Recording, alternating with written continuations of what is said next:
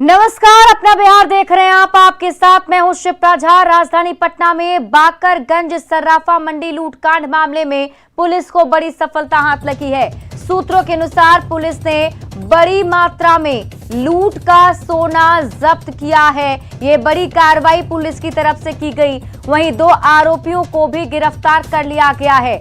अभी भी पुलिस के लिए सारा सोना बरामद करना एक बड़ी चुनौती बनी हुई है, लेकिन सूत्रों के अनुसार जो जानकारी है उसके मुताबिक पुलिस की 9 टीम छापेमारी अभियान में जुटी हुई है। एक साथ पुलिस की टीम कई जगहों पर छापेमारी कर रही है। पुलिस ने अब तक दुकान के आसपास लगे करीब 110 सीसीटीवी कैमरों को खंगाला है। वहीं इस गुत्थी को सुलझाने के लिए एसटीएफ और साइबर सेल की भी मदद ली जा रही है।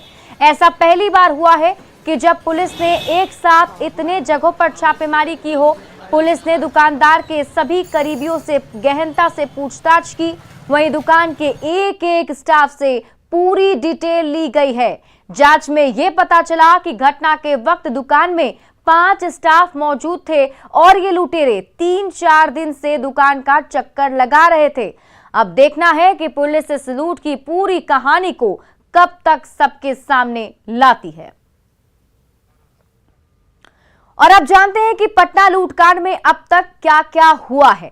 पटना पुलिस ने बड़ी मात्रा में सोना बरामद किया है, जो जानकारी है। इसके अलावा फरार अपराधियों में से 2 अपराधी को गिरफ्तार कर लिया गया है। तो अभी तक की जो पुलिस की कार्रवाई है उसमें क्या कुछ छनकर सामने आया वो आपको बता रहे हैं। इसके अलावा ये भी बता रहे हैं कि पूरे लूटकांड में कब कब क्या क्या हुआ है। जहानाबाद पुलिस के सहयोग से कार्रवाई अभी भी जारी है। लूटकांड की जांच में एसटीएफ का सहयोग मिल रहा है। गिरफ्तार अपराधी साधु की निशानदेही पर छापेमारी चल रही है। जो भीड़ ने साधु को पकड़ा था वो पुलिस के हवाले किया गया था, उसी की निशानदेही पर छापेमारी अभी भी चल रही है। पुलिस की 9 टीमें हैं जो इस पूरे मामले की जांच कर रही है। गौरीचक, रामकृष्णा नगर, पुनपुन, मसौढ़ी में छापेमारी चल रही है। एक टीम ने वैशाली इलाके में भी छापेमारी की है और पुलिस ने 108 सीसीटीवी कैमरों को अब तक खंगाल लिया है। सरकारी और निजी दुकानों के कैमरे को पुलिस ने खंगाला है। और हमारे साथ हमारे सहयोगी संजय लाइव जुड़े हुए, सीधे उनके पास चलते हैं। संजय, अभी तक की पुलिस की जो ये कार्रवाई हुई, सबसे पहले ये बताइए कि इस पूरी कार्रवाई में क्या कुछ छनकर सामने आया। जो सोना बरामदगी की बात की जा रही है उसको लेकर क्या जानकारी, और जो अपराधियों को गिरफ्तार किया गया है क्या उसके बारे में कुछ और डिटेल सामने आ पाया है?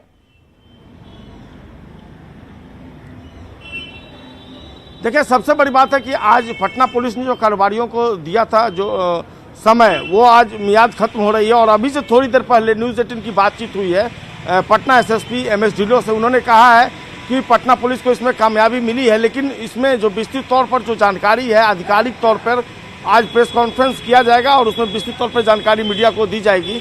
लेकिन जो सोर्स हैं उन्होंने इस बात की जानकारी दी है कि पटना पुलिस ने अच्छा खासा सोना रिकवर कर लिया है।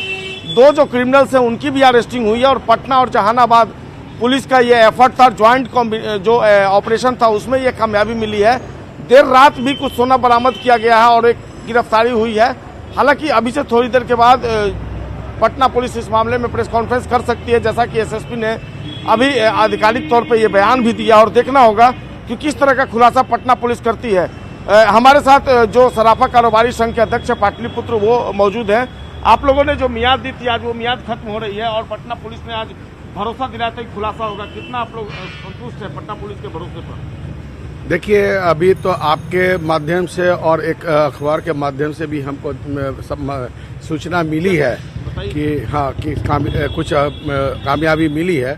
आधिकारिक तौर पर हमें कुछ पता नहीं है, लेकिन हमें पूरा भरोसा है। जिस तरह से भरोसा कल भी हमारे माननीय मंत्री जी द्वारा दिया गया था, हमारे जो स्थानीय विधायक हैं, कि आपको 100% रिकवरी होगा, तो ये हमें पूरा भरोसा है कि 100%। आज आप लोग अपनी दुकानें खोल रहे हैं?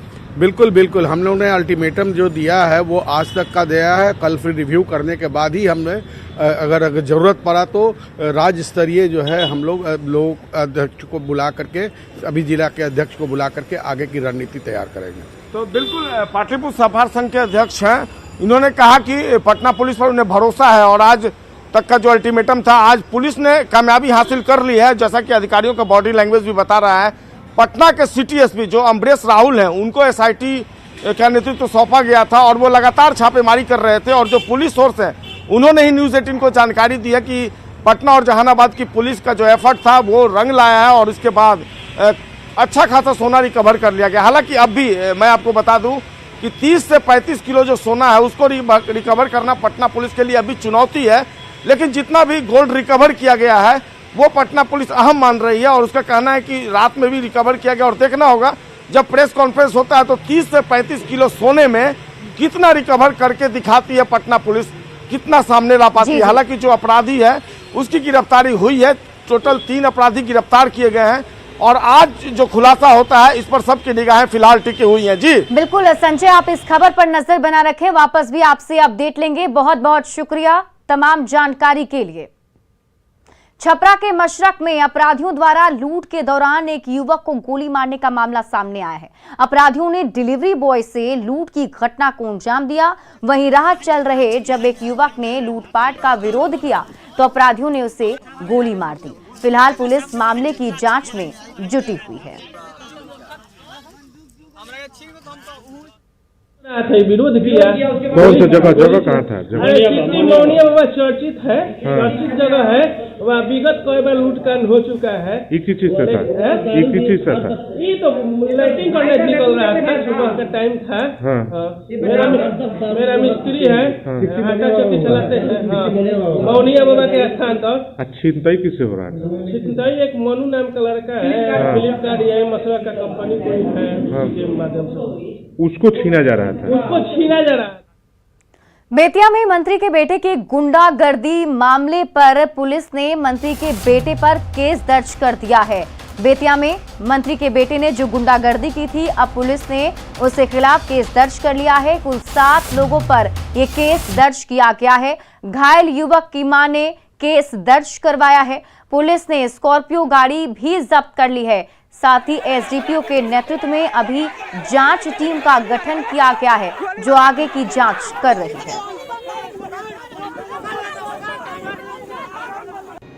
उनका लाइसेंसी आर्म्स था और लोग अपना लाइसेंसी आर्म्स लेके एक पिस्टल और एक राइफल और एक स्कॉर्पियो गाड़ी थी। जब ग्रामीणों द्वारा विरोध किया गया तो लोग गाड़ी वाड़ी छोड़कर वहाँ से भाग गए हैं। पुलिस द्वारा अभी तक क्या कार्रवाई की गई है? इसमें तो पुलिस जांच कर रही है, इन्वेस्टिगेशन के बाद ही कार्रवाई करेगी। घटनास्थल से कुछ सामान भी बरामद किए गए हैं। हाँ, वहाँ स्कॉर्पियो गाड़ी मिली है, हथियार भी बरामद किए। हथियार भी वहाँ मिली है, ग्रामीणों द्वारा किया। और आरा से बड़ी खबर सामने आ रही है। बोरसी से कमरे में भीषण आग लग गई। तो बड़ी खबर आपको आरा से बता रहे हैं, जहां बोरसी से कमरे में भीषण आग लग गई। 4 मासूमों समेत 5 लोग इसमें झुलस गए। हादसे में एक मासूम की मौत की भी खबर है। साथ ही कमरे में बोरसी जलाकर सो रही मां जो है वो भी इस मामले में झुलस गई है। झुलसे लोगों को सदर अस्पताल में भर्ती कराया गया है। चरपोखरी थाना क्षेत्र के सोनवर्षा गांव की घटना है। आग लग लोग घरों में पुअरा में सुत रहे लोग, आ सुतला के बाद में लोग सुत गए, सुन घोते घोते पकड़ला के बाद लोग होश बेहोश सुत गए। एक बाद पूरा धल लग आगमा हाला बैला चिल्लाए लग। तो हम अपना घर में सुते रहे दलानी में, दौड़ गई है तो सर थी कि बाप रे बाप का हो गई का हो गई, सब बटाए लगला। तब जाके आग बुतौनी है, धावा धाई बुता के बाहर फिर जा। अगर बाद में सब गाड़ी लेके सदर पहुँचने जाए। और देखिए, अभी ठंड के मौसम में बिहार के अलग अलग जगहों से कई सारी ऐसी खबरें सामने आती हैं जिसमें इस तरीके से आग लग जाती है। इसलिए अब आप इस खबर के मायने को समझिए कि बंद कमरे में बोरसी रखना खतरनाक है और बंद कमरे में ऑक्सीजन की कमी हो जाती है। कम ऑक्सीजन में आग जलने से कार्बन मोनोऑक्साइड बनता है और कार्बन मोनोऑक्साइड इंसान के लिए बेहद खतरनाक है। कार्बन मोनोऑक्साइड से इंसान की मौत भी हो सकती है। इसलिए अगर आप बोरसी जलाते भी हैं तो इसका ख्याल रखें। कश्मीर में आतंकी हमले में मारे गए वीरेंद्र पासवान की बेटी नीतू की शादी संपन्न हो गई। ये शादी बेहद खास है और इसकी चर्चा पूरे भागलपुर में हो रही है। क्योंकि नीतू के मानस मामा बने भागलपुर के पीरपैंती विधायक ललन पासवान ने अपने ही रिश्तेदार से नीतू की शादी करवाई और विधायक ने खुद कन्यादान किया। लड़का बंधन बैंक का कर्मचारी है। विधायक ललन पासवान बीते 1 महीने से शादी की तैयारी में जुटे हुए थे। नीतू के पिता वीरेंद्र पासवान कश्मीर में पानी पूरी बेचते थे और उसी से उनका घर चलता था। जब आतंकवादियों ने वीरेंद्र पासवान की हत्या कर दी तो नीतू के परिवार पर मुसीबत का पहाड़ टूट पड़ा। ऐसे में पीरपैंती विधायक ललन पासवान ने परिवार की मदद का बीड़ा उठाया और नीतू के मामा बनकर उसकी शादी करवाई। और आगे भी आपका भाई और बाकी बच्चों का मामा बनकर हम देखभाल करेंगे। आपकी तीनों कुमारी बेटियों की शादी हम मामा बनकर खड़ा होकर कन्यादान करेंगे और करवाएंगे।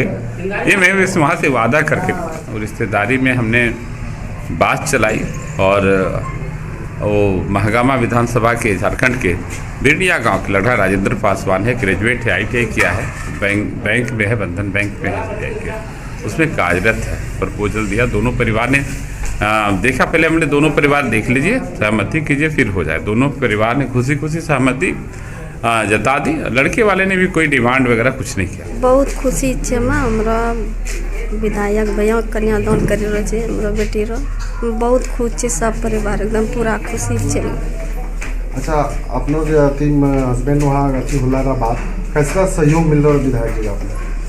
मिल रहा है बहुत सहयोग विधायक जी से। कि आज आपका कन्यादान कर रहे हैं, कैसा लग रहा है आपको? बहुत अच्छा लगता है। आपके पिताजी का जब वहाँ पे वहाँ लोग आतंकवादियों ने मार दिया, उसके बाद किस तरह का सहयोग विधायक जी के द्वारा आपको मिलता रहा है? बहुत सहयोग मिला है। बक्सर के किला मैदान में 26 जनवरी को होने वाले गणतंत्र दिवस की तैयारी अंतिम चरण में है। जिला पुलिस बल के साथ साथ होम गार्ड पुलिस और NCC के बटालियन परेड में शामिल हो रही है। जवानों की तैयारी का जायजा लिया हमारे बक्सर संवाददाता पुष्पराज ने। शहीदों का सपना जब सच हुआ तब भारत देश स्वतंत्र हुआ। आओ नमन करें उन वीरों को जिसकी वजह से हिंदुस्तान गणतंत्र हुआ। जी हाँ, ये देख सकते हैं कि ये बक्सर के जवान हैं जो लगातार 26 जनवरी को अपना परेड यहाँ दिखाएंगे, अपना हुनर दिखाएंगे और ये दिन रात एक करके अपना रिहर्सल कर रहे हैं और ये पूरी तैयारी के साथ हैं। 26 जनवरी को सुबह में जो यहाँ पर परेड होगा वहाँ उसमें अपना ये हुनर का प्रदर्शन करेंगे। और हमारे साथ यहाँ बक्सर के जिलाधिकारी और बक्सर के SP हैं जो इस परेड का निरीक्षण कर रहे हैं। और आज इतनी ठंड में भी जो ये जवान हैं ये पूरी तन्मयता के साथ इस रिहर्सल को अपने कर रहे हैं, जिसको देखने के लिए 26 जनवरी को यहाँ बक्सर के ज़िले के जो लोग हैं वो तमाम लोग पहुँचेंगे इस मैदान में। और आपको बता दें, सबसे बड़ी चीज़ है जो बक्सर के जो जवानों की जो टुकड़ियाँ हैं, सैप के जवान हैं, बिहार पुलिस के जवान हैं और BMP के जो जवान हैं, सभी टुकड़ियाँ मिल करके इस 26 जनवरी के इस परेड में इस बार शामिल होंगी और अपने हुनर का प्रदर्शन करेंगी 26 जनवरी की सुबह बक्सर के इस किला मैदान में। पुष्पराज, न्यूज़ 18 बक्सर। गणतंत्र दिवस के मौके पर बिहार की नैनी सिंह दिल्ली के राजपथ पर परेड में शामिल होंगी। BIT पटना की छात्रा नैनी सिंह का NSS कैडेट के तौर पर सिलेक्शन हुआ है। नैनी सिंह ने कहा कि परेड पर के लिए सिलेक्शन होने पर वे गौरव महसूस कर रही हैं। मुजफ्फरपुर की रहने वाली नैनी ने लोगों से NSS से जुड़ने की अपील की। योजना द्वारा राजपथ पर 26 जनवरी गणतंत्र दिवस पर चलने हेतु किया गया है।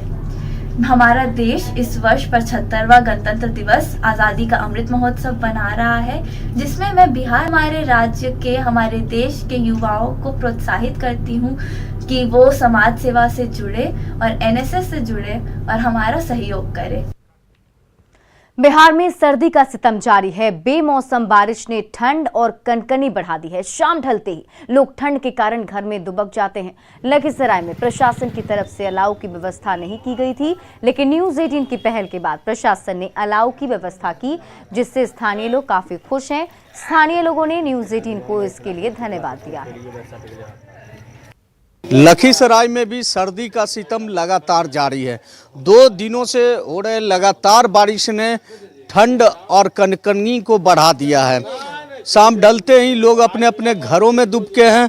कुछ लोग ऐसे भी हैं जो कि अलाव की व्यवस्था कर सड़क किनारे अलाव ताप रहे हैं और इस कपकपाती ठंड से बचने में जुटे हैं। हम बात भी करना चाहेंगे। कैसा ठंड है? भयानक ठंड है सर, 2-3 दिन से ठंड था, आज बारिश हुआ, इसके चलते भी ठंड बढ़ा है। लेकिन 2-4 दिन पहले आपके थ्रू एक न्यूज़ चला था कि मतलब आग के व्यवस्था के बारे में, लेकिन न्यूज़ चलने के बाद लकड़ी मिला है नगर परिषद के तरफ से, हम लोग ताप रहे हैं और ठंड से बच रहे हैं। काफी ठंड है, बहुत ज़्यादा ठंड है।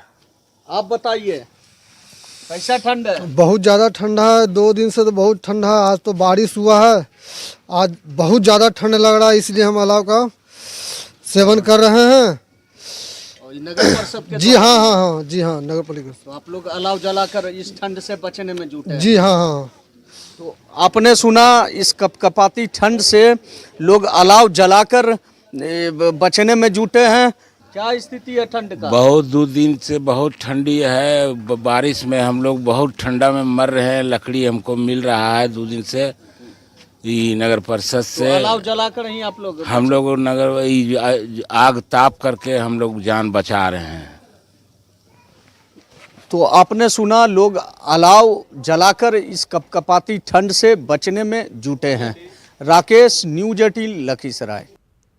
खबर वैशाली जिले के हाजीपुर से है, जहां नगर थाना क्षेत्र के बाग दुल्हन मोहल्ले में स्थित प्रमोद फर्नीचर हाउस में अचानक आग लग जाने से अफरा तफरी मच गई।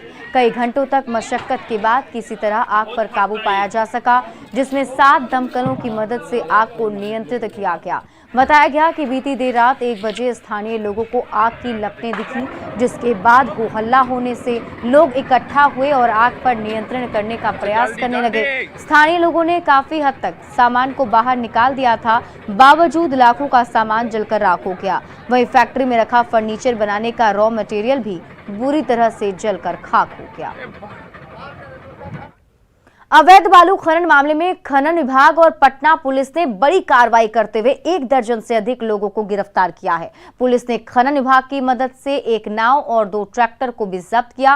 पुलिस की इस कार्रवाई से खनन माफियाओं में खलबली मची है। बालू माफिया पर बड़ी कार्रवाई।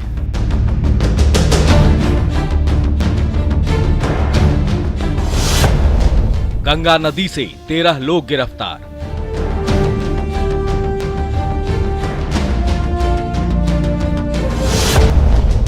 नाव से कर रहे थे बालू का खनन।